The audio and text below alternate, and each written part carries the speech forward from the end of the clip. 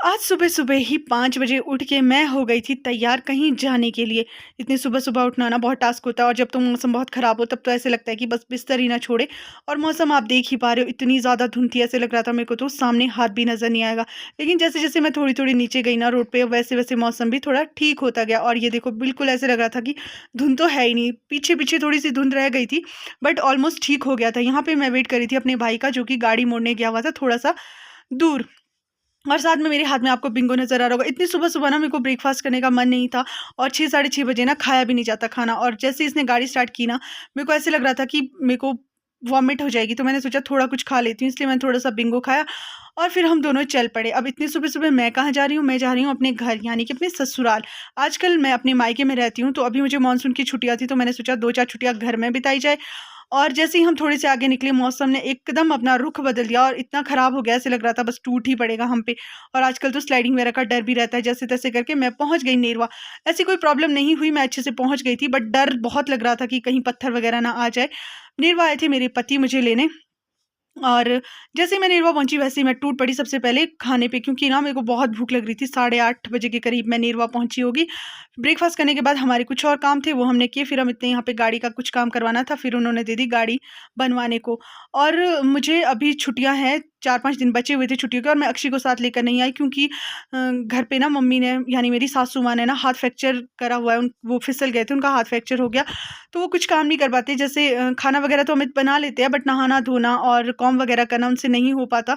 तो अभी 6-7 दिन हो गए थे उनको, और मैंने सोचा चलो घर चल पड़ती हूँ, क्योंकि थोड़ा ना सहारा हो जाता है दूसरे आदमी का, और उनका राइट हैंड है, तो मुश्किल होता है करने में। जैसे ही मैं घर पहुँची ना, मैंने सबसे पहले सिर पकड़ा और अमित को बोला, "भई ये क्या बनाया हुआ है घर का हाल?"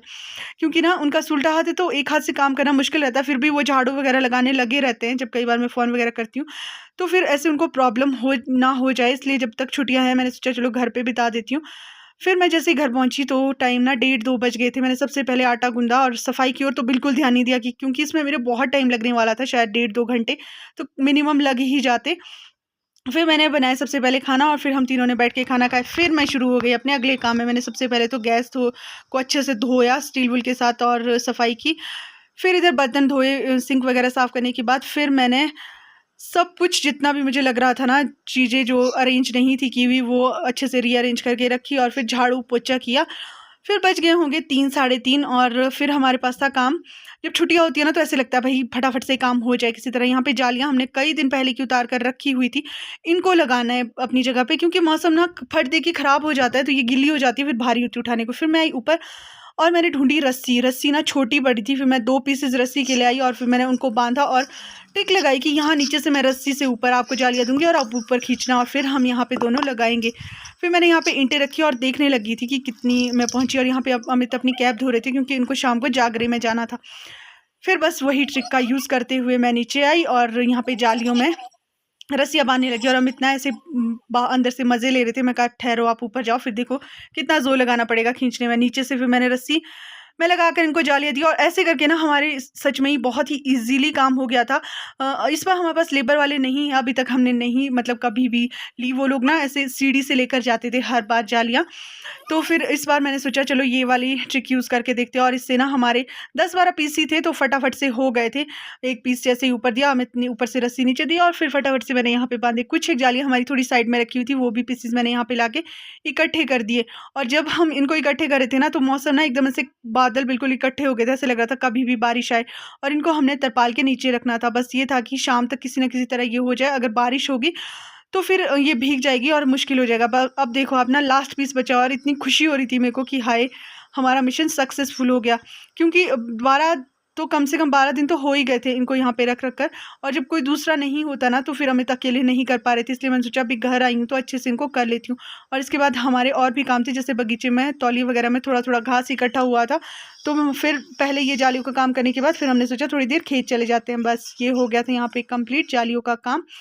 फिर मैंने अमित को बुलाया नीचे कि आओ, अब ये तरपाल ना बहुत बड़ा है, ये भी हमको डबल या ट्रिपल करके लगाना पड़ेगा जालियों के, और ये भारी भी बहुत है। तो मैंने अमित को ही बुलाया कि आप ही तरपाल को तब तक ऊपर लेके जाओ, मैं यहाँ पे मम्मी के कॉम कर देती हूँ।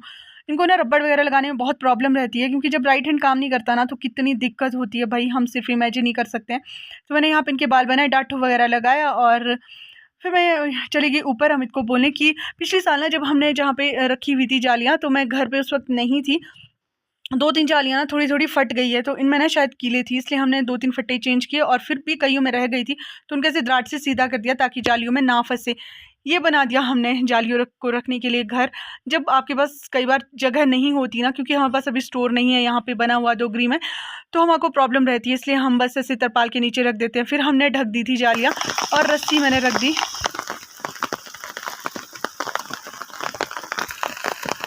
जैसे ही हम जालियाँ लगाकर फ्री हुए ना, बारिश इतनी तेज़ आई, ऐसे लग रहा था कि ये बस हमारे जालियाँ लगाने का वेट कर रही थी। फिर हम दोनों चल पड़े छतरी लेकर दूध लेने, क्योंकि आज दूध नहीं लाया था। अमित सुबह मुझे लेने आ गए थे। जब हम घर आए तो मैंने बोला चल पड़ते हैं घर की ओर, क्योंकि पहले दूध लेने जाएंगे तो हमारा टाइम वेस्ट होगा। अभी मैंने खाना वगैरह भी बनाना है, शाम के टाइम जाएंगे, थोड़ा सा घूम फिर के भी आ जाएंगे, क्योंकि अक्षय नहीं है तो शाम के टाइम ना मुझे पता था कि ध्यान आएगा। दिन भर मेरे को ना याद भी नहीं आ रहा था, क्योंकि काम में बहुत बिजी थी कि अक्षय कहाँ है। जब शाम होने लगी ना, मैं रोने लगी थी, 2-3 बार तो मैं अभी तक रो गई थी। अब मैं यहाँ पे बैठ के ना ऐसे लग रहा था अभी होती यहाँ पे खेल रही होती है वो, बट फिर भी मेरे को ऐसे था कि यार छोड़ना तो पड़ेगा मेरे को, क्योंकि अब मेरे को कहीं ना कहीं जाना पड़ेगा, तो उसको किसी और की आदत होनी चाहिए। फिर अमित ने बोला चल चाय बना ले, हम चाय पी लेते हैं, थोड़ा मन भी तेरा ऐसे हो जाएगा, काम में लग जाएगा। फिर मैं गई चाय बनाने और ध्यान पता नहीं कहाँ था, मेरी चाय ना सारी गिर गई, थोड़ी सी बची थी। फिर मैंने इसमें डाला और दूध। दुख इस बात का नहीं था कि चाय गिरी, इस बात का था कि मेरे को गैस साफ़ करना पड़ेगा, क्योंकि मैंने बहुत अच्छे से सफाई की हुई थी। तो फिर हमने यहाँ पर मिलकर बैठकर पी चाय।